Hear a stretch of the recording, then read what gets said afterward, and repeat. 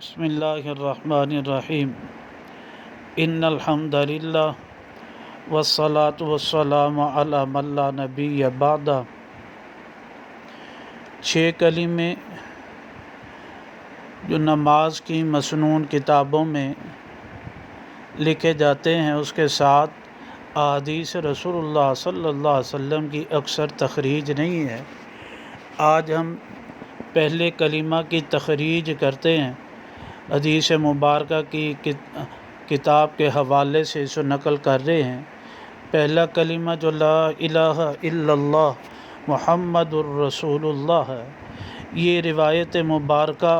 مستدرک علی الصحیحین جلد نمبر 2 صفحہ نمبر 272 پر ایک روایت میں الفاظ ہیں حضرت عبداللہ ابن عباس رضی اللہ عنہما سے کہ اللہ سبحانہ تعالیٰ نے وحی کی عیسیٰ علیہ السلام کی طرف کہ عیسیٰ آپ بھی ایمان لے آئیں اور آپ کی امت میں سے جو نبی محمد عربی صلی اللہ علیہ وسلم کو پائے وہ بھی ایمان لے آئے۔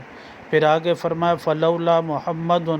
پس اگر محمد نہ ہوتے ما خلقت آدم، نہ میں پیدا کرتا آدم کو، ولولا محمد، اگر محمد نہ ہوتے ما خلقت الجنت والنار، میں جنت اور دوزخ کو نہ پیدا کرتا۔ وَلَقَدْ خَلَقْتُ الْعَرْشَ عَلَى الْمَاءِ، البتہ میں نے پیدا کیا عرش کو پانی پر، فاضطرب، پس وہ بے قرار ہوا، اضطراب آیا، فَكَتَبْتُ عَلَيْهِ، پس میں نے لکھ دیا اس پر لا الہ الا اللہ محمد الرسول اللہ، پس وہ ٹھہر گیا۔ اسی طرح اگلی روایت مبارکہ میں عمر بن خطاب رضی اللہ تعالیٰ سے بھی روایت ہے، اس میں لکھا کہتے ہیں کہ فرأیت علی قوائم العرش، عرش کے پایوں پر لکھا ہوا تھا لا الہ الا اللہ محمد۔